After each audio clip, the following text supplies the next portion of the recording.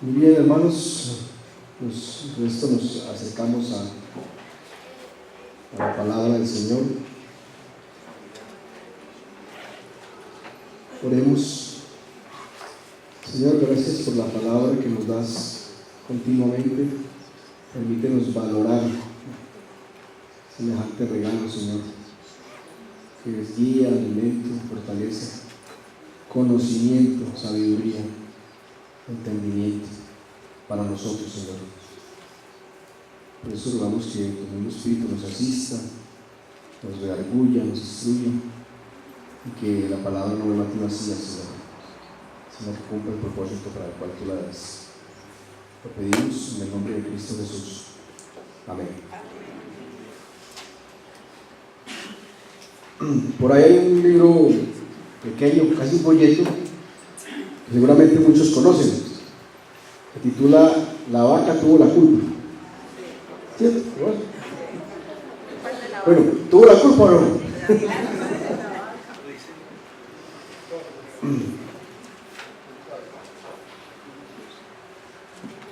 Y de alguna manera el título refleja lo que es, por siempre ha sido el comportamiento humano. Somos amigos de estar buscando siempre quién tiene la culpa, de descargar la culpa en otro, de lo que me está pasando. Alguien decía que errar, o han dicho, un conocido también el proverbio, que errar es humano y el perdonar es divino, ¿cierto? Pero también podemos decir que errar es humano y echarle la culpa a otros es aún más humano, más común al ser humano. Entre otras cosas, el pobre diablo tampoco tiene la culpa, porque es muy común entre los cristianos andar echándole la culpa al diablo. El diablo me tentó, el diablo se me atravesó, el diablo por aquí, el diablo por ahí. Pues el escritor bíblico Santiago no nos ayuda mucho, porque él dice que ni Dios ni el diablo, sino nosotros. Dice que cada uno es tentado cuando de su propia concupiscencia o sus propios malos deseos es atraído y seducido. Pero verdad, hermanos, así fue desde el Edén, ¿recuerdan? Sale el Señor al huerto, Adán, ¿qué pasó?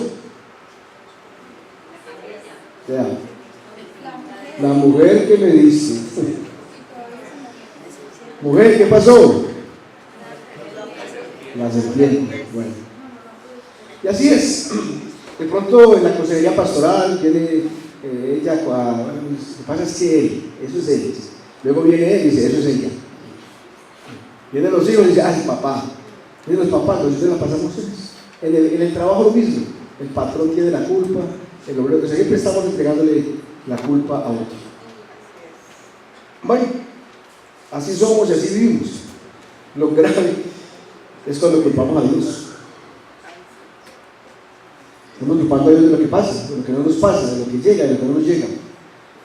Les invito a que miremos hoy el libro del profeta Malaquías. Malaquías. Para que no se vaya a maluquear buscando, él está pegadito ahí de Mateo, está ahí, último libro del Nuevo Testamento, ahí está Malaquías.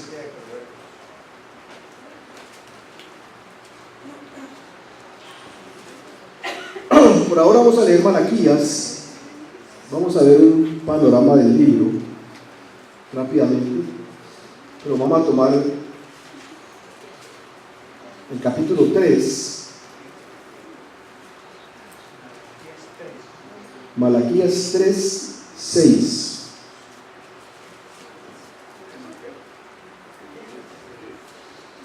¿Sí puedo encontrar a Mateo? Ahora. Entonces ahí está Malaquías al aire.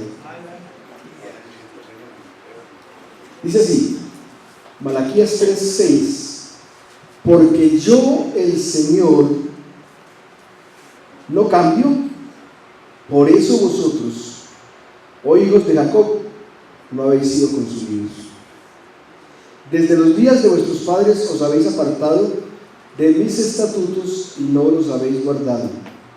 Volved a mí, y yo volveré a vosotros, dice el Señor de los ejércitos. Pero decís, ¿cómo hemos de volver? O la respuesta más entendida es, ¿en qué? ¿En qué tenemos que volver? Como quien dice, ¿qué le pasa, Señor? Usted ahora está sacando esas historias.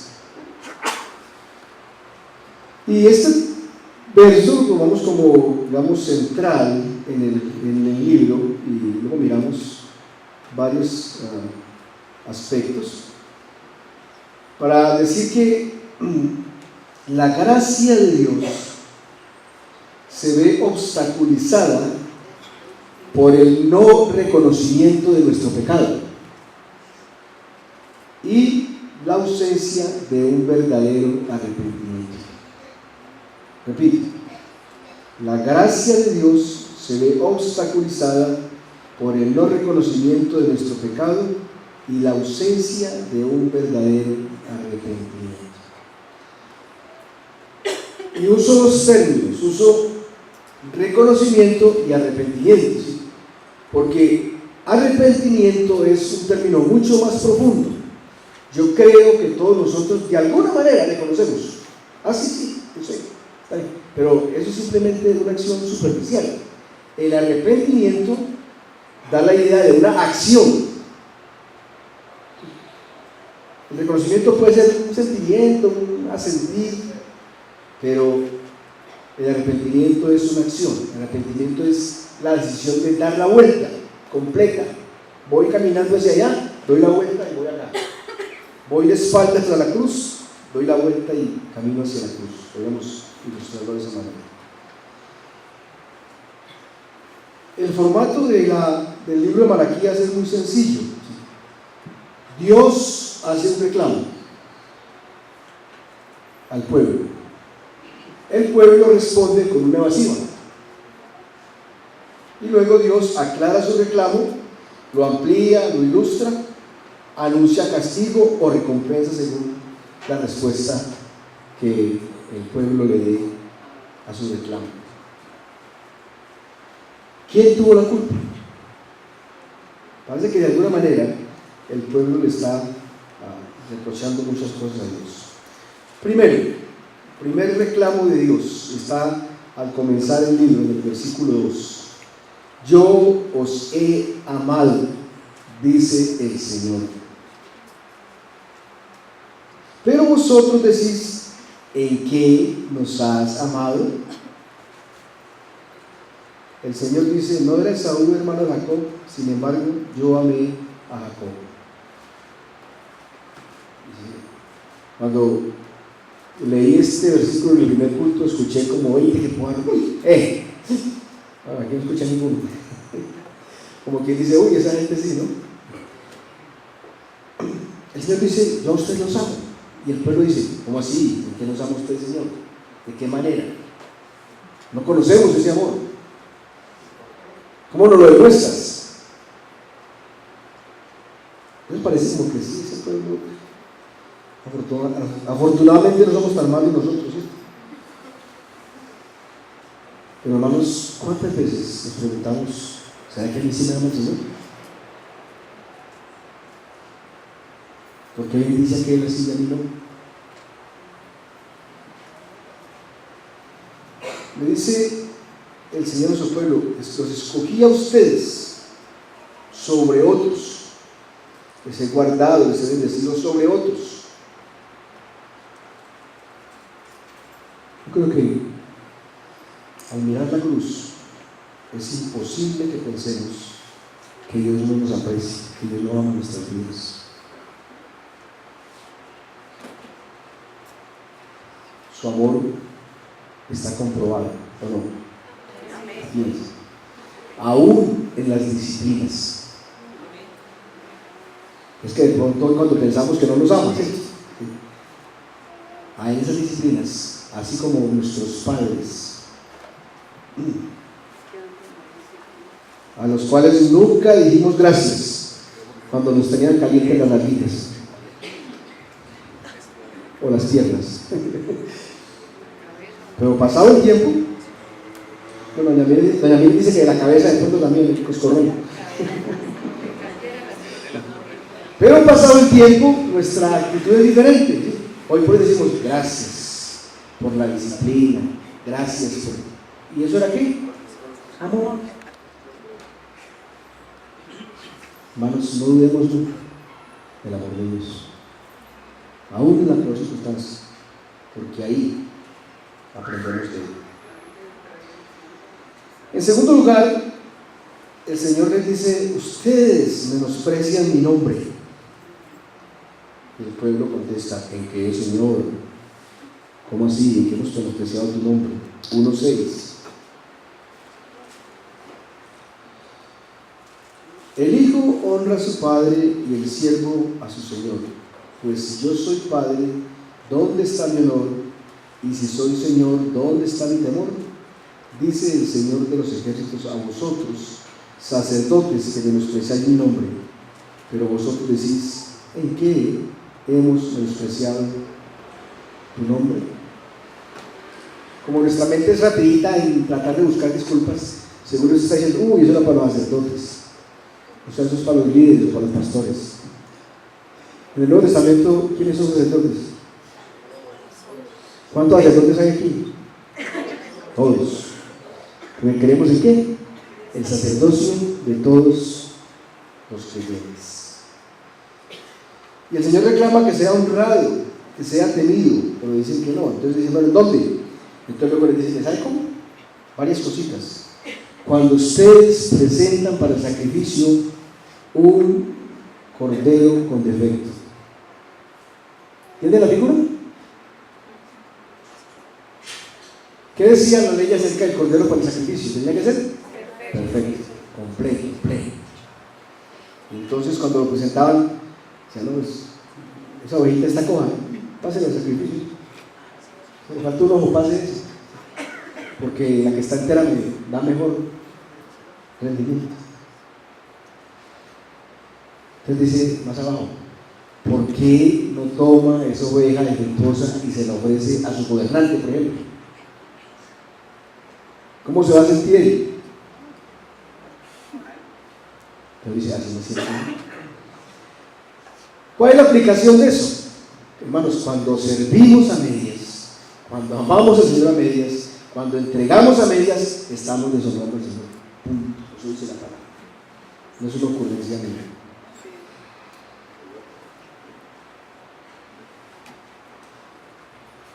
¿A quién honras con tu oración? Y aparte de eso, también dice que el Señor es deshonrado cuando hay deslealtades en el hogar, deslealtades entre los hermanos.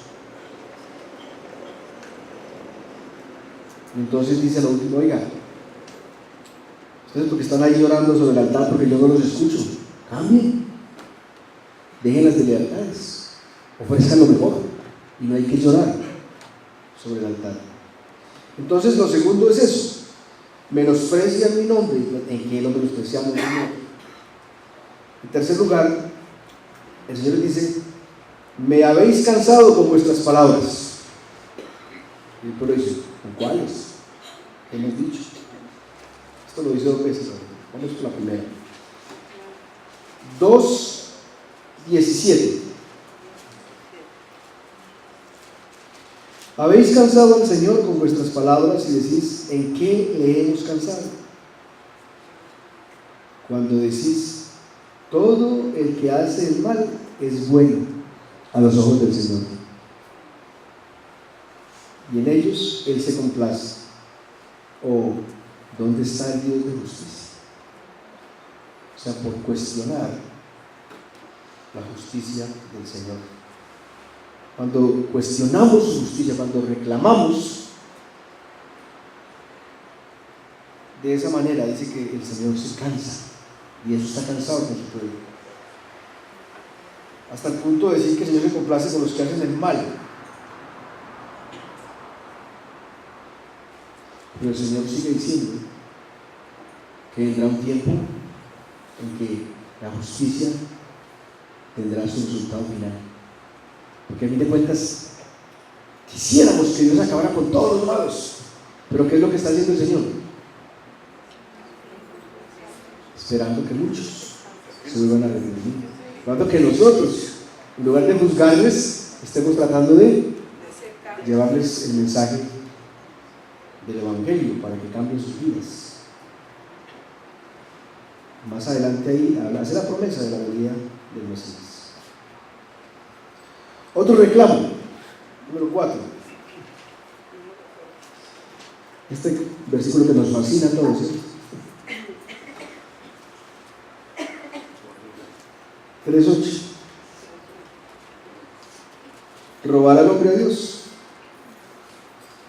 Pues vosotros me estáis robando. Pero decís, ¿en qué te hemos robado? Dice, en los diezmos y en las ofrendas. Con maldición estáis malditos, porque vosotros, la nación entera, me estáis robando. Hermanos, está ahí la palabra. ¿Cuánto robaron ahora? ¿Cuánto ustedes robaron ahora? ¿Cuánto que el gobierno federal? Es que la palabra dice, muchos no quisieran que fuera así. Y mire, es interesante que de esos reclamos es el único que acompaña de la promesa. Y bien bueno, dice, hágalo. ¿Y entonces qué? Abriré, derramaré, reprenderé. Escuché una historia de un hombre empresario cristiano, ¿sí?, que le pedía a los pastores de la ciudad que le mandaran candidatos para el trabajo. Y entonces en la entrevista les preguntaba, ¿usted diezma? Y entonces yo, porque es una entrevista de trabajo, ¿por qué me pregunta eso? Y yo, mire, ¿por qué me pregunto eso?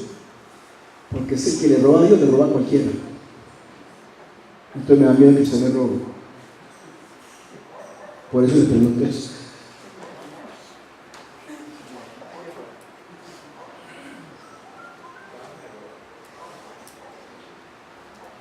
Dice traer, y entonces dice abriré las ventanas de los cielos, derramaré bendición. ¿Y qué más? A mí me gusta más lo último. Reprenderé al devorador. Luego dice, los llamarán tierra especial. Muy bien. Uno más, un reclamo más.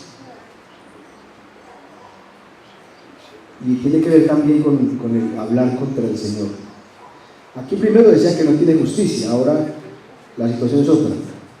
Dice, vuestras palabras han sido duras contra mí, dice el Señor.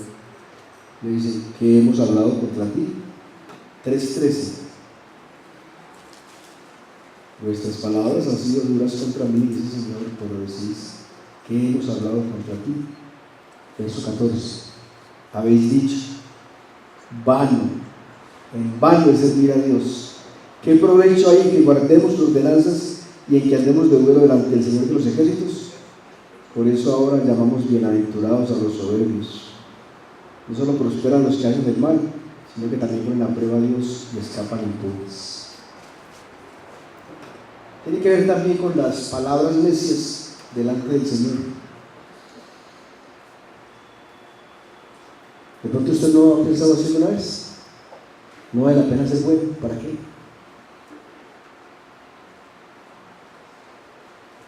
¿Para qué nos esforzamos en ser buenos? ¿Qué provecho hay? Llega hasta el punto de decir que bienaventurados sean los soberbios.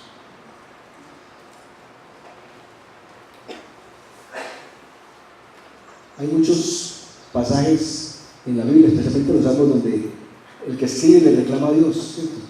Porque alguien está prosperando, y prosperando con una actuación contra los principios de Dios. Pero siempre me gusta, creo que el Salmo 73, creo que lo escribe Asaf, y hace todo un reclamo, y de pronto dice, hasta que entrando en el lugar santísimo, entendí el fin de ellos. Mire, en los argumentos nuestros, en los reclamos no hay respuesta. La respuesta está en el Señor. en la intimidad con Él. Ahí entendemos. Esta mañana me acordaba de un momento difícil que los primeros años acá en Pereira la economía nuestra fue muy difícil. Y entonces tenía cerca algunas personas que yo veía que les iba muy bien. Y eso me molestaba. Y entonces, sí, así mismo le reclamé al Señor, bueno, ¿qué vale? ¿Para qué no estás aquí? Uno sintiéndole y sirviéndote y todo llevado. Naturalmente, todo eso es parte de aprendizajes con el Señor. Algo aprendí. Uno es Dios en la economía bendice al que sabe manejar las cosas. No nos da más para que no se lo ofrezcamos. Y lo otro que aprendí es que yo pensaba antes de eso que como he manejado finanzas, contabilidades, todo eso, que era suficiente. Entonces yo hago el presupuesto, unos 3, 4, cuadro acá y listo. Entonces me sacó de la cabeza ese asunto.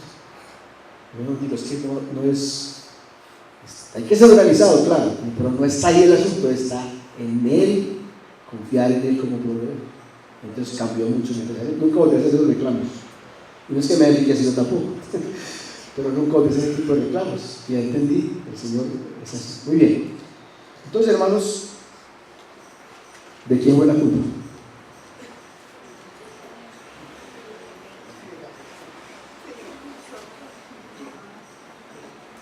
O sea, el Señor nos está llamando a través de esta palabra a que recapacitemos en asuntos de nuestra vida, que ya nos hemos convertido en barrera para justificar. El pueblo sacó disculpa por todos los lados, no se le pudo escapar al Señor. A nosotros puede pasar lo mismo. No hay salida, si es del anterior no hay salida. Simplemente la salida es ¿qué? Arrepentirse, cambiar la actitud, bajar las defensas.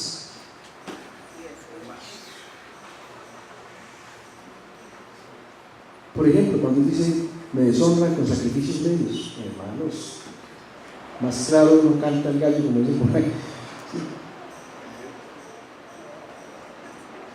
Con una existencia, con una vida tibia, con una vida mediocre, no estamos agradando a Dios, lo estamos deshonrando.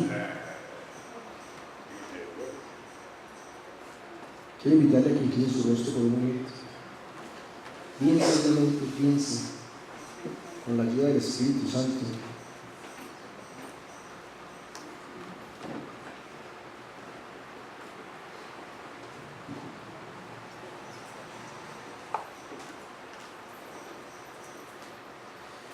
¿Cuál es el área de la disculpa?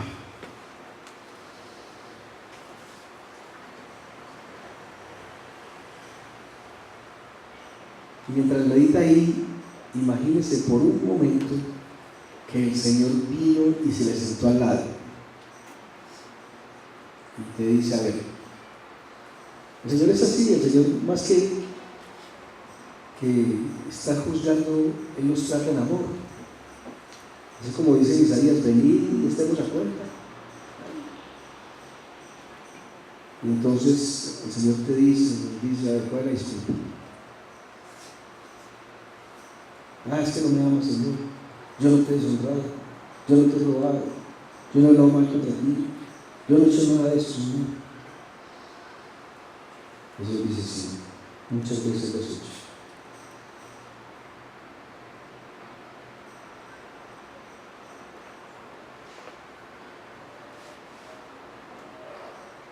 Mientras está con su rostro inclinado, meditando,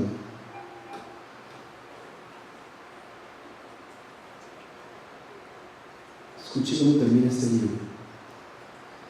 Porque aquí viene el día ardiente como un horno, y todos los soberbios y todos los que hacen el mal serán como paja. Y el día que va a venir les prenderá fuego, dice el Señor de los ejércitos, que no les dejará ni raíz ni rama. Mas para vosotros, que teméis mi nombre, se levantará el sol de justicia con la salud en sus alas, y saldréis y saltaréis como terneros del establo. y hollaréis a los impíos, pero ellos serán ceniza bajo las plantas de vuestros pies. El día que yo actúe, dice el Señor de los ejércitos, acordaos de la ley de mi siervo Moisés, de los estatutos y las ordenanzas que yo le ordené en Horeb para todo Israel.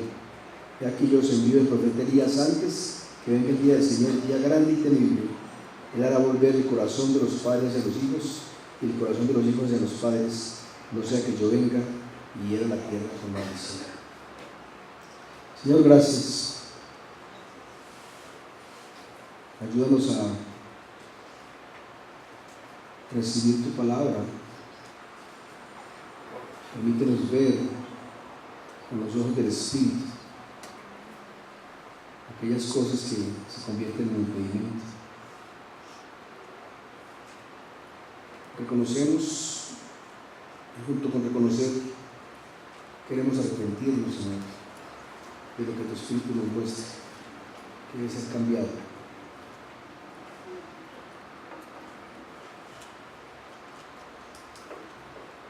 Así como nos muestra tu Espíritu, también nos da la fortaleza para hacerlo, Señor.